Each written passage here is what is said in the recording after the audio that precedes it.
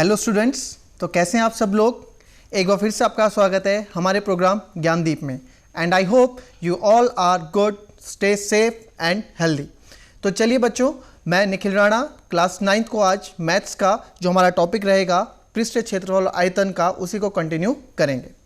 Last class में हमने एक क्वेश्चन किया था, बड़ा ही अच्छा क्वेश्चन था। उस क्वेश्चन को लेके बच्चों में कमेंट्स आए, ठीक है, मैंने आंसर करने के लिए दिया था। और जो हमारे आंसर बीना देवरानी, पवन राणा, दुर्गा शर्मा एंड अंशु रावत जो है हमारे कंटिन्यू जो है रिस्पॉन्स इसमें आते रहते हैं। एंड वेरी गुड बच्चों, आप लोगों का आंसर बिल्कुल सही था। एंड देन जो कुछ बच्चे थे जिनको थर्ड पार्ट समझ में नहीं आया था, यानी कि कुल पृष्ठीय क्षेत्रफल वाला समझ में नहीं आया था, उन्होंने रिक्वेस्ट किया है कि सर प्लीज़ बता दें। तो मैं आज जरा उस थर्ड पॉइंट है हमारा, जो क्वेश्चन क्या था उसको रिवाइज करेंगे एक बार, और जिन बच्चों को समझ में ना आए वो समझे। मैं क्वेश्चन क्यों फिर से रिवीजन के तौर पे लेके जा रहा हूँ, वो इसलिए लेके जा रहा हूँ क्योंकि इस तरह के क्वेश्चन बच्चों आने वाली हायर क्लासेज में बहुत पूछे जाते हैं, और ये कॉन्सेप्चुअल क्वेश्चन है, और इस क्वेश्चन में आपको काफ़ी चीज़ें क्लियर होने वाली हैं। ठीक है, तो हमारा वो क्वेश्चन क्या था, वो था जिसमें एक मेटल पाइप है जो 77 सेंटीमीटर लॉन्ग था, है ना, उसमें बाहरी व्यास दिया हुआ था और आंतरिक व्यास दिया हुआ था। ठीक है, तो वो तो बहुत सिंपल था, हमें क्या निकालना था,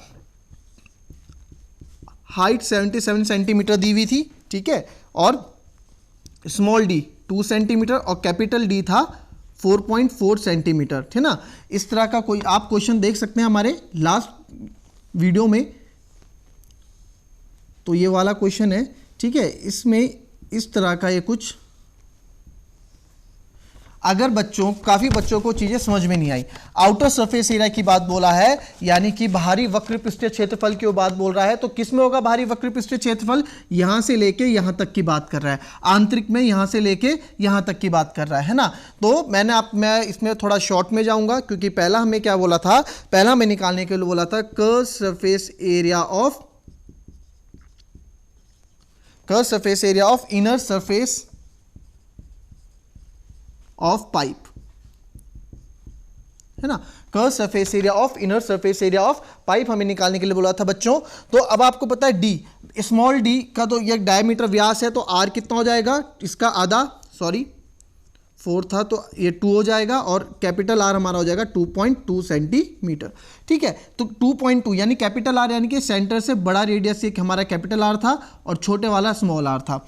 तो इस छोटे वाला आप देख रहे हो कहाँ से कहाँ तक है, यहाँ से यहाँ तक, यानी कि इसकी बात हो रही है। ठीक है, तो आपको जाहिर सी बात है, फॉर्मूला 2πr/h लगेगा, स्मॉल आर लगेगा 2 × 22/7 इंटू आर की जगह मैं लूँगा 2 और h की जगह लूँगा 77। 7 से 11 बार कटा था, ठीक है, 11 दूनी 22, और ये वाला 22 भी है, और 2, इसको जब हमने सॉल्व किया था 484 × 2, ये आया था हमारा 968 सेंटीमीटर स्क्वायर। ठीक है, ये हमारा पहला आंसर आया था। अब ये थोड़ा मैं कर रहा हूँ, मैं थर्ड पार्ट को आपको थोड़ा अच्छे से समझाऊंगा। ठीक है, ये फर्स्ट पार्ट जिसका छूट गया वो देख ले, फर्स्ट ये था, फिर सेकंड था आउटर कर्व सरफेस एरिया, यानी कि बाहरी वक्र पृष्ठीय क्षेत्रफल, यानी कि ये यहां से लेके यहां तक का, इसका सरफेस एरिया पूछा था। तो बच्चों इसका यहां से लेके यहां तक है ना, तो आप लोगे भी कौन सा, ये वाला रेडियस लोगे ना, पूरा बड़ा वाला, यानी कि अगर मैं बोलूं नीचे से नीचे वाला बेस होगा तो ये वाला लेंगे हम, ये कैपिटल आर। तो जाहिर सी बात है आउटर कर्व सरफेस एरिया में, या आपको अगर ढंग से देखना प्रीवियस लेक्चर में देख सकते हैं, ये मैं केवल कैलकुलेशन बता रहा हूँ, 2πr/h करेंगे, 2 × 22/7 इंटू कैपिटल आर हमारे पास क्या था 2.2 और h 77, 7 से 11 टाइम्स कट जाएगा। ठीक है, फिर मैंने आपको ये बोला था कि पॉइंट को अगर आपको नहीं भी लेना है तो आप ना लें, 11 × 22 इंटू 22 और ये 2.2। ठीक है, इसको सॉल्व करेंगे, और जब हम इसको सॉल्व करेंगे तो हमारा आंसर आ जाएगा 1064.8 सेंटीमीटर स्क्वायर। ठीक है, कैलकुलेशन आप कर लेना। और अब जो तीसरा क्वेश्चन है जिसमें बच्चों को बहुत दिक्कत हुई है, जिसके लिए बच्चों के कमेंट्स आए कि सर हमें जो है थर्ड पार्ट इसका थोड़ा समझ में नहीं आया, है ना, और काफ़ी बच्चों ने आंसर भी दिए। 2 और 3 बच्चे थे जिनको ये चीज़ समझ में नहीं आई, उनको बच्चों में आप लोगों को बहुत अच्छे से समझा रहा हूँ। ठीक है, मैंने आपको बोला है मैं आपको 1 नहीं 10 बार बताऊँगा, 20 बार बताऊँगा, बस आप पूछो, अलग अलग तरीके से बताऊंगा। पिछली बार दूसरे तरीके से बताया था, इस बार दूसरे तरीके से बताऊंगा, है ना। अब उसमें क्या था, टोटल सरफेस एरिया बोला गया था, है ना, टोटल सरफेस एरिया बोल गया था, कुल पृष्ठीय क्षेत्रफल। अगर मैं एक सिलेंडर लूं, सिंपल वाला बेलन लूं, अगर मैं सिंपल वाला बेलन लूँ तो आप क्या बोलोगे, इसका कर्व, इसका टोटल सरफेस एरिया अगर मैं बोलूँ तो क्या होगा, curve surface area plus area of two bases. वो बेस कौन से हैं, एक बेस ये है, एक बेस ये है ना। तो कर्व सरफेस एरिया हम लिख देते 2πr(h) और एरिया ऑफ बेस हम लिख देते, देखो πr² इसका होगा, πr² इसका होगा, πr² प्लस πr², है ना। हमने ऐसे फॉर्मूला निकाला था 2πrh प्लस 2πr²। यहाँ से 2πr कॉमन ले ले तो 2πr कॉमन लेंगे तो अंदर क्या बचेगा h और यहाँ क्या बचेगा एक r, क्योंकि एक r तो हम बाहर ले आए, है ना। ये आपको इंट्रोडक्शन क्लास में मैंने कराया है, ठीक है। अभी स्पीड थोड़ी तेज है, आप इंट्रोडक्शन क्लास की वीडियो देखें, उसमें आप समझ जाएंगे। ये फॉर्मूला होता है टोटल सरफेस एरिया का। बट ये क्या है, ये केवल एक सिलेंडर है। बट हम किस सिलेंडर की बात कर रहे हैं, एक हॉलो सिलेंडर यहाँ पे है, ठीक है, जिसमें इनर और आउटर दोनों हैं। अब उसका कैसे होगा, उस चीज को समझिए जो इस क्वेश्चन में बहुत मायने रखता है, ठीक है। अब ध्यान से समझिएगा बच्चों, मैं इसको total surface area of pipe जो उन्होंने हमसे पूछा है ना, total surface area of pipe, अगर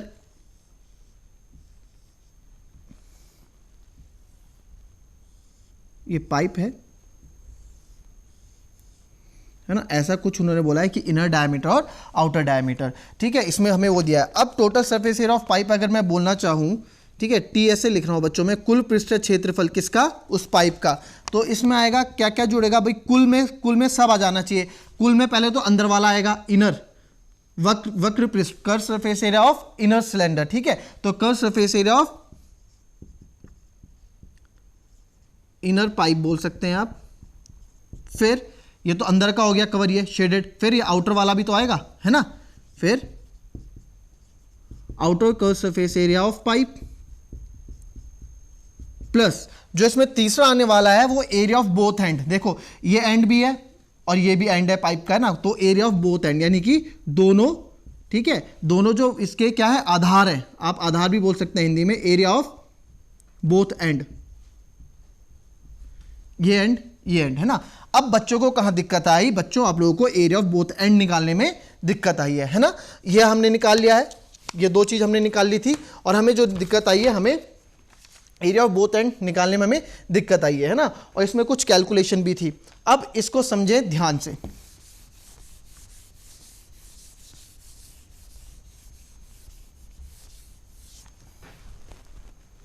अगर मैं सिंपल ऐसे वाला सिलेंडर बनाता, है ना, सिंपल सिलेंडर बनाते, हम सिंपल बेलन बनाते, तो आप बोथ एंड बोल सकते थे sir area of both and क्या होता है, जो हमारे सिलेंडर होता है वो किससे बनता है, सर्कल से बनता है। तो जो एरिया होगा यहाँ सर्कल का एरिया लगेगा, यहाँ भी और यहाँ भी, है ना। तो यहाँ पे रेडियस r था, यहाँ पे भी रेडियस r था। तो सिंपल πr² ये होता और πr² ये होता। कितने एंड हो गए, 2। तो दोनों को एंड करके हम फॉर्मूले में रखते थे। बट यहाँ पे सिचुएशन थोड़ी अलग है, कॉन्सेप्ट यही है, ठीक है, कॉन्सेप्ट यही है, बस सिचुएशन थोड़ी सी अलग है। वो क्या है कि यहाँ पे बच्चों ध्यान से देखिएगा, ये है ना, और कुछ एक ऐसा, मैं बीच का आपको कंफ्यूज करने के लिए नहीं बना रहा हूँ, ठीक है। सिलेंडर ऐसा है, कुछ एक एंड ये है, एक एंड ये है, ठीक है। अब ये दूसरा अंदर वाला जो सर्कल है, अंदर वाला गोला है, जाहिर सी बात दिख रहा है आपको छोटा है, तो इसकी त्रिज्या भी क्या होगी, छोटी होगी, और बाहर वाली की त्रिज्या क्या होगी, बड़ी होगी। तो उससे मैंने कैपिटल R कर दिया। सेम चीज यहाँ भी होगा, स्मॉल उतना ही तो होगा, जितना ऊपर होगा उतना ही चौड़ा नीचे भी होगा, और बड़े वाले की R कर दी, है ना। ये है। अब बोला कि भाई हमें क्या निकालना था, एरिया ऑफ बोथ एंड्स निकालने थे, है ना। टोटल सरफेस एरिया में मैंने बताया था एरिया ऑफ बोथ एंड्स भी हमें निकालने हैं। चलो यहाँ इसको एक बार लिख लेते हैं, ये मैं अब शॉर्ट में लिख रहा हूँ, ठीक है, आप समझ जाना। Inner curve surface area plus outer curve surface area plus area of both ends, area of both ends, ठीक है। एरिया ऑफ बोथ एंड्स हम निकाल रहे हैं। तो बच्चों आप ये समझ गए, एरिया ऑफ बोथ एंड्स हम यहाँ निकाल रहे हैं। तो एरिया ऑफ बोथ एंड्स ये और ये। अब इसका एरिया निकालने के लिए, अब इसका क्षेत्रफल कौन सा है, ये वाला जो मैं शेड कर रहा हूँ, ये निकालना है हमें, ये है ना। ऊपर शेड करना और नीचे समझना, और नीचे भी यही है ना। तो इस चीज के लिए निकालने के लिए है, तो ये भी गोला है, तो इसके लिए इसकी त्रिज्या क्या होगी, है ना। हमें ये पार्ट निकालना है। अगर आप देखो, अगर इस बड़े में से, बड़े R में से मैं छोटा r माइनस कर दूं, इस पूरे में से मैं इतना माइनस कर दूं, तो मेरे पास ये बचेगा, ये वाला इतना पार्ट बचेगा, नहीं बचेगा। इस पूरे में से अगर मैं इतना माइनस कर दूं, तो मेरे पास ये वाला पार्ट बचेगा, व्हाइट वाला पूरा, है ना, तो यानी कि इसकी रेडियस हो गई, तो एरिया ऑफ बोथ एंड्स हो गया, सॉरी, तो ये दोनों एंड्स में यही लगेगा। अब बच्चों एक चीज समझो, जो ये चीज है यहाँ पे त्रिज्या क्या होगी, यहाँ पे त्रिज्या होगी capital R minus small R, बड़े त्रिज्या से छोटी त्रिज्या माइनस करेंगे तब जाके मुझे ये चीज मिलेगी। तो यानी कि अब मेरे लिए यहाँ पे सर्कल में जो त्रिज्या का काम करेगा वो करेगा आर माइनस आर। आप इसको बोल सकते हैं वृत्ताकार छल्ला, है ना, सर्कुलर रिंग जो होती है इसको वृत्ताकार छल्ला भी बोलते हैं। आप आगे वाली क्लासेस में पढ़ेंगे सर्कल में इसका टॉपिक, तो वो मैं आपको यहाँ पे क्लियर कर रहा हूँ। अब एरिया ऑफ बोथ एंड्स की बात कर रहे हैं, तो बच्चों चलो पहले ऊपर वाला होगा pi R square minus R square plus नीचे वाला भी तो होगा pi R square minus R square. मैंने क्या कर दिया, पाए दोनों सेम है तो जोड़ के 2 pi R square minus R square हो गया, 2 pi R square minus R square हो गया, ठीक है। तो 2 इंटू पाई की जगह 22/7 आर, कैपिटल आर हमारे पास क्या था 2.2 और स्मॉल आर मेरे पास 2 था, है ना, तो 2.2 का स्क्वायर माइनस 2 का स्क्वायर। इसको मैं डिटेलिंग में नहीं बता रहा हूं, मैं आपको फिर से बोल रहा हूं क्योंकि आप प्रीवियस क्लास में देख सकते हैं लेक्चर में कि क्या क्या था, ठीक है। तो अब मैं आपको बोल रहा हूं ये फॉर्मूला जो हमारा होता है ए स्क्वायर माइनस बी स्क्वायर लगता है, ठीक है, ए स्क्वायर माइनस बी स्क्वायर लगता है। और इस फॉर्मूले में बच्चों मैं क्यों बोल रहा हूं आपको ये फॉर्मूला लगाने के लिए कि अगर ये तो देखो छोटी यूनिट है, आप बड़े इजी से बोलेंगे सर इस 2 का स्क्वायर 4 होता है, 2.2 का स्क्वायर 4.84 होता है, आप क्यों नहीं कर देते हो डायरेक्ट, आप फॉर्मूला क्यों लगा रहे हो। तो अगर फॉर एग्जांपल यहाँ पे 165 का स्क्वायर माइनस 158 का स्क्वायर होता तो क्या करते, स्क्वायर करने लग जाते, नहीं, हम यहाँ पे कौन सा फॉर्मूला यूज़ करते हैं हमेशा, आप लोग ने पढ़ा होगा ये सूत्र, ए स्क्वायर माइनस बी स्क्वायर का सूत्र होता है ए प्लस बी ए माइनस बी। जब कभी भी ऐसी सिचुएशन बने तो हम ये सूत्र लगा देते हैं, और यहाँ भी कुछ ऐसी सिचुएशन बन रही है ए स्क्वायर माइनस बी स्क्वायर बन रहा है कुछ ऐसा, ठीक है। तो इसको चाहे देखिए, यहाँ कर रहा हूँ मैं 2 इंटू 22/7 और ए प्लस बी ए, क्योंकि यहाँ पे ये ए का काम कर रहा है और ये बी का काम कर रहा है ना, तो ए प्लस बी ए माइनस बी होता है, तो 2.2 प्लस 2 और 2.2 माइनस 2 ब्रैकेट क्लोज। अब 2 इंटू 22/7 2.2 प्लस यानी 4.2, अब ये मल्टीप्लाई में क्योंकि बीच में कुछ नहीं है और ये आएगा 0.2, ठीक है। सारी चीज़ यहाँ पे आप देख रहे हैं, सारी चीज़ आप यहाँ पे देख रहे हैं मल्टीप्लाई में चल रही है, ठीक है, सारी चीज़। अब कैलकुलेशन है पूरा गेम, इस क्वेश्चन का पूरा गेम ही कैलकुलेशन का था, बाकी तो ये क्वेश्चन बहुत अच्छा था 2 पर, ठीक है। फिर अब आपने क्या देखा इस सब मल्टीप्लाई में, तो 2 इंटू 22/7 इंटू 4.2 इंटू 0.2। मैंने बोला है दशमलव, पॉइंट से कभी भी मत घबराओ, है ना, पॉइंट से कभी भी मत घबराओ, पॉइंट या तो दिमाग से हटा दो कि पॉइंट भी है, अगर नहीं हटा सकते तो नीचे 10 लगा दो, एक पॉइंट के बाद 0, क्योंकि पॉइंट के बाद कितनी डिजिट है 1, तो हमने एक ही 0 लगाएंगे। अब 7 छक्के 42, 7 6 42, और हमेशा 10 को तब काटो जब वो पूरा कट रहा हो, पूरा कट रहा हो मतलब अगर यहाँ पीछे इसके 20 होता तो ये पूरा कट रहा है ना, 10 2 20 तब काटो, बट इसके पीछे कुछ नहीं है, अभी 2 5 10 कटेगा, नीचे क्या बच रहा है 5, नहीं, कभी भी नहीं, कभी भी ऐसे नहीं करना है, कैलकुलेशन में आपको बढ़ावा दे देगी और आपका क्या है टाइम कंज्यूम कर लेगी। हमें क्या करना है, हमें तो टाइम बचाना है और अच्छे से काम करना है ना, बिल्कुल कैलकुलेशन ईजी करनी है, कैलकुलेशन ईजी भी करनी है और सही भी करनी है। तो ये 10 हो गया, तो हमने नहीं काटा क्योंकि हमने देखा कि 10 से कुछ भी चीज़ कंप्लीटली नहीं कट रही है, तो हमने इसको आगे करा। ये हो जाएगा 22 2 44 इंटू 12 अपॉन 100, 10 10 100, है ना। अब 12 का पहाड़ा तो सबको आता है, इसमें तो ज़्यादा टाइम लगेगा नहीं, 12 का पहाड़ा हम सबको आता है, तो 12 चौको 48, ठीक है 48, फिर 4 कैरी, 12 चौको 48, 48 4 52, 528/100, 100 कितने जीरो है, 2 जीरो, तो पॉइंट कितने बार लगेंगे 1 2, बताया ना आपको प्रीवियस क्लास में बताया है कि पॉइंट कितने बार लगेंगे 2 के, ऐसे मत करने लग जाना 100 से भाई 528 को डिवाइड कर रहे हैं, नहीं ये नहीं करना है, 2 के बाद पॉइंट लगा दो, ये हमारा आंसर है 5.28। ये आया क्या है, ये तो आया अभी एरिया ऑफ बोथ एंड्स, है ना। टोटल सरफेस एरिया में क्या था, टोटल सरफेस एरिया में क्या था बच्चों, ये 5.28, इसको याद रखो, ठीक है। टोटल सरफेस एरिया, कुल पृष्ठ क्षेत्रफल में क्या क्या था, inner curve surface area plus outer curve surface area plus area of 2 ends, एक एंड एक and. Inner curve surface area हमारा कितना आया था 968, और आउटर कर्व सरफेस हमारा कितना आया था बच्चों, आउटर कर्व सरफेस हमारा आया था 1064.8 और एरिया ऑफ टू एंड्स हमारी कितना है, अभी भी हमने निकाला 5.28। इन तीनों को जब हम प्लस करते हैं, इन तीनों को जब हम जोड़ते हैं, अब आपको जोड़ घटाना तो आता ही होगा, जिसको पॉइंट वाले जोड़ घटाने में दिक्कत आ रही हो वो मुझसे पूछ सकता है, ठीक है। जिस किसी को भी जोड़ वाले में दिक्कत आई वो पूछ सकता है। जब हम इसको जोड़ देंगे तो हमारा आंसर आ जाएगा 2038.08 सेंटीमीटर स्क्वायर, ठीक है। ये इसका आंसर था और जिन बच्चों के मैंने नाम लिए उन्होंने बिल्कुल ये आंसर दिया था, ठीक है। और आप इसको नोट करें और अगर नहीं आता है समझ में तो आप बताएं, फिर किसी और क्लास में इसको मैं फिर से समझाऊंगा। क्लियर? तो चलिए इसको नोट करें और फिर हम बढ़ते हैं अपने नेक्स्ट क्वेश्चन पे। चलिए तब तक क्वेश्चन लिखें, नोट करने वाले बच्चे नोट करें और बाकी क्वेश्चन लिखें। क्वेश्चन कुछ इस तरह है, बड़ा अच्छा क्वेश्चन है। एक विद्यालय प्रतिदिन 7 सेंटीमीटर व्यास के बेलनाकार गिलास में छात्रों को दूध प्रदान करता है। यदि ग्लास 12 सेंटीमीटर की ऊंचाई तक दूध से भरा हो तो यह पता लगाएं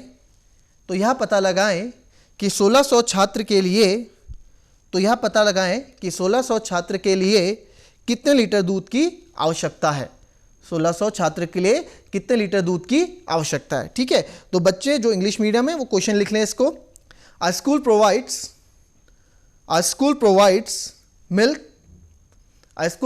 milk to the students daily in cylindrical glass of diameter 7 centimeter. If the glass is filled with milk up to a height of 12 centimeter,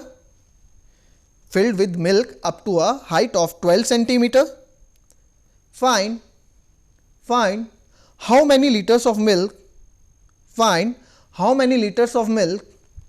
is needed to serve 1600 students। ठीक है, तो बच्चों ये क्वेश्चन है। सबसे पहले क्वेश्चन को करने का तरीका मैंने आपको बताया, क्वेश्चन को पढ़ो, क्वेश्चन को समझो। जिसने क्वेश्चन को समझ लिया आधा आंसर वो ऐसे ही कर लेता है। क्या था, बच्चे थे, एक स्कूल क्या करता है, जैसे हॉस्टल में है या फिर स्कूल में जो है एक स्कूल क्या करता है, बच्चों को दूध देते हैं, ठीक है। और वो दूध का जो ग्लास में देते हैं वो सिलेंड्रिकल ग्लासेस है और हमें पता है ग्लास सिलेंड्रिकल ही होता है। और उसका व्यास, उसके आधार का व्यास है ना 7 सेंटीमीटर है। और जो ग्लास की हाइट है हमें नहीं पता है, हमें ये हाइट बताई गई है कि ग्लास में जो दूध है ना वो 12 सेंटीमीटर की हाइट तक भरा होता है। Clear? Find how many litres of milk is needed to serve 600 students. तो ये बोल रहा है कि आप ये बताओ कि कितने लीटर दूध की आवश्यकता होगी 1600 स्टूडेंट्स के लिए। अब मेरा स्कूल है या फिर मैं कहीं 1600 लोगों को दूध बांट रहा हूँ, अब मैं कहीं ज़्यादा दूध ना मंगा दूँ या मैं कम दूध ना मंगा दूँ, है ना। तो इसके लिए देखिए यहाँ पे मैथ्स काम आ गई हमारे डेली लाइफ में कि जिसको मैंने दूध किसी को देना है या किसी को जूस मैंने देना है तो मैं उतने कैलकुलेशन से अंदाजा नहीं चलता, 1600 स्टूडेंट्स में या 1600 लोगों के लिए अंदाजा नहीं चलता, ठीक है। तो मैथ्स में हम कैलकुलेट करके भाई इतना इतना देंगे तो हमारी वो चीज़ अच्छे से हो जाएगी, है ना। तो यहाँ देखिए कैसे मैथ्स का यूज़ हुआ है। और इस क्वेश्चन को पढ़ो, जिसने क्वेश्चन पढ़ लिया है, लिख लिया है, उस क्वेश्चन को जरा ट्राई करो। बहुत अच्छा क्वेश्चन है बच्चों, ये बहुत अच्छा क्वेश्चन है, इसको करो। जिसने आप करो फिर आप मेरे से मैच करो, और जिसको नहीं आता है वो देखो, कोई बात नहीं, हम यहाँ सीखने के लिए आए, ठीक है। तो चलिए क्वेश्चन स्टार्ट करते हैं। क्वेश्चन हमारा था कि डायमीटर कितना दिया हुआ है इसमें, एक दूध का ग्लास है ना।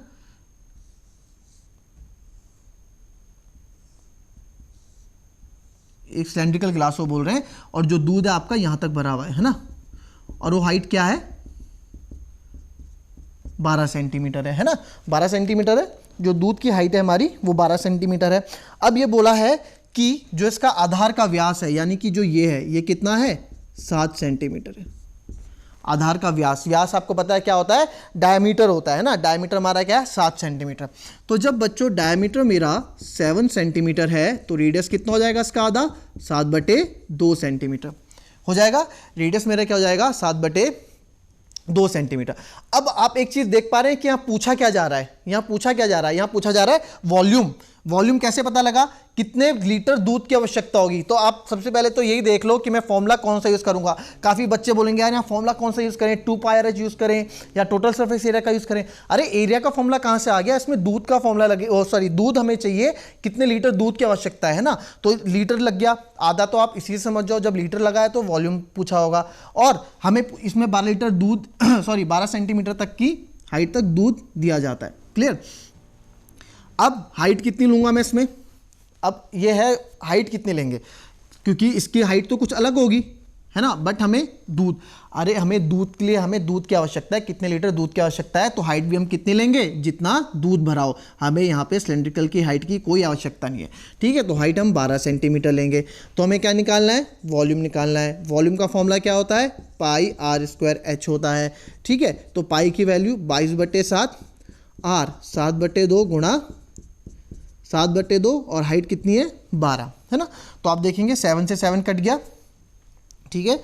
2 से हम 11 को काट देते हैं, क्लियर। 2 11 22 और 2 6 12 हम काट देते हैं। तो अगर हमारा यहाँ जाएगा 7 6 42 या 11 7 77 × 6, ठीक है। तो इसको हम आगे सॉल्व करेंगे। 7 6 42, 4 कैरी, 7 6 42, 42 और 4, ठीक है। तो इसमें आप देखेंगे, ठीक है, जो मेरा आ गया 462। अब ये क्या आ गया है बच्चों, ये क्या आया है, वॉल्यूम। ये 462 सेंटीमीटर क्यूब आएगा। क्यों, क्योंकि हम सेंटीमीटर में चल रहे हैं, ठीक है। और मैंने आपको पहली क्लास में बताया था कि जो वॉल्यूम होता है, जो आयतन होता है, उसकी जो यूनिट होती है वो किस में चलती है, क्यूब में चलती है, यानी कि सेंटीमीटर क्यूबिक या फिर क्यूबिक सेंटीमीटर आप इसको बोल सकते हैं। यानी कि जो वॉल्यूम, ये वॉल्यूम है किसका, चलो ये भी समझो, ये वॉल्यूम है किसका, ये वॉल्यूम ऑफ ग्लास, एक ग्लास का है ना, एक ग्लास का वॉल्यूम है πr²h, क्योंकि ग्लास क्या है, सिलेंड्रिकल है। ग्लास क्या है, सिलेंड्रिकल है। तो मेरा जो वॉल्यूम लगेगा, जो मेरा आयतन लगेगा वो एक ग्लास, यानी कि एक ग्लास में भाई इतना दूध आता है, एक ग्लास में इतना दूध आता है। और हमें चाहिए कितने बच्चों के लिए, हमें चाहिए 1600 बच्चों के लिए, हमें चाहिए 1600 बच्चों के लिए, है ना। तो ये मिटा देता हूं, नोट कर ले, ये तो गिवन था, ठीक है। तो टोटल मिल्क फॉर, या कुल दूध है ना, किसके लिए, टोटल मिल्क फॉर 1600 स्टूडेंट। तो क्या हो जाएगा, वॉल्यूम ऑफ जो हमारा ग्लास का जो एक का आयतन है 462 गुणा 1600। अब मैं आपको फिर वही बोलूंगा, अब ये मत कर देने लग जाना 462 को 1600 से गुणा करने, 2 जीरो है, इसको अलग छोड़ दो। अब ये आपके लिए क्या है, अभी हमारे लिए केवल 16 है ना। तो 16 2 32, 3 कैरी, 16 6 96, ठीक है, 96 और 3 99, 16 4 64 और हम इसमें 739200 सेंटीमीटर क्यूब, 739200 सेंटीमीटर क्यूब हमारा इसमें आंसर आ जाएगा। बट बच्चों कि हमें पूछा क्या था, हमें क्वेश्चन में क्या पूछा था कि कितने लीटर दूध की आवश्यकता होगी। भाई आप दूध वाले डेयरी वाले पे जाओगे, आप उसको बोलोगे भाई इतना सेंटीमीटर क्यूब दूध दे दे, वो तो नहीं समझेगा ये वाली भाषा, है ना। वो तो लीटर में जानता है, लीटर में जानता है या मिलीलीटर में जानता है, भाई आधा लीटर दे दो या लीटर दे दो, उसे नहीं पता है सेंटीमीटर क्यूब वगैरह क्या है। बट आप क्या है, आप मैथमेटिक्स के अच्छे ज्ञाता है, आपको आती है, तो आप बोलोगे अच्छा सेंटीमीटर क्यूब है तो आप इसको लीटर में बदल देंगे। तो जब हम इसको लीटर में बदलेंगे तो बच्चों 1 लीटर में कितने सेंटीमीटर क्यूब होते हैं, ये होना आपको आना चाहिए, ठीक है। मुझे पता है काफी बच्चों को नहीं पता होगा, बट पता होना चाहिए। 1 लीटर में होता है 1000 सेंटीमीटर क्यूब, ठीक है। क्यूब क्यों आ रहा है यहाँ पे, क्योंकि ये वॉल्यूम है, दोनों किसकी यूनिट है, ये वॉल्यूम की यूनिट है। तो 1 लीटर में 1000 सेंटीमीटर क्यूब होता है, ठीक है। तो इसका हम क्या करेंगे, इसको हम निकाल देते हैं। ये मैं रफ कर रहा हूँ, ये वॉल्यूम ऑफ ग्लास है, ठीक है। नोट देख लो एक बार अच्छे से, वॉल्यूम ऑफ ग्लास πr²h, हमने फॉर्मूला लगाया 462 आया, बस ऊपर वाला मिटा रहा हूँ, ठीक है। तो 739200, ठीक है। तो मुझे लीटर में करना है, तो 739200 को मैं 1000 से गुणा कर दूंगा। आपको पता है लीटर बड़ा है कि सेंटीमीटर बड़ा है, बताया था ये लीटर बड़ा है तो सेंटीमीटर लीटर में जा रहा है, यानी कि जो छोटा है ना, जो छोटा है वो बड़े में जा रहा है, तो क्या होगा, डिवाइड होगा। ठीक है, ये कॉन्सेप्ट बताया था आपको। तो कितने जीरो हैं, 3 जीरो हैं, 1 2 3, तो हम 3 पॉइंट इधर आएंगे ना, तो पॉइंट यहां लगेगा, तो ये हमारा जो हो जाएगा 739.2 लीटर, 739.2 लीटर, ये हमारा आंसर होगा। ठीक है, तो यानी कि इतने लीटर दूध को से मंगवाना पड़ेगा। इसे नोट डाउन करो, इसे नोट डाउन करो। फिर उसके बाद एक क्वेश्चन और दे रहा हूं, और बहुत अच्छा क्वेश्चन है। ठीक है, बहुत बेसिक सा क्वेश्चन है, इसको लिखेंगे।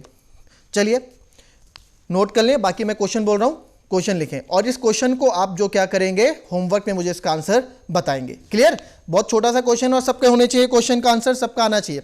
Now write down the question. 3.5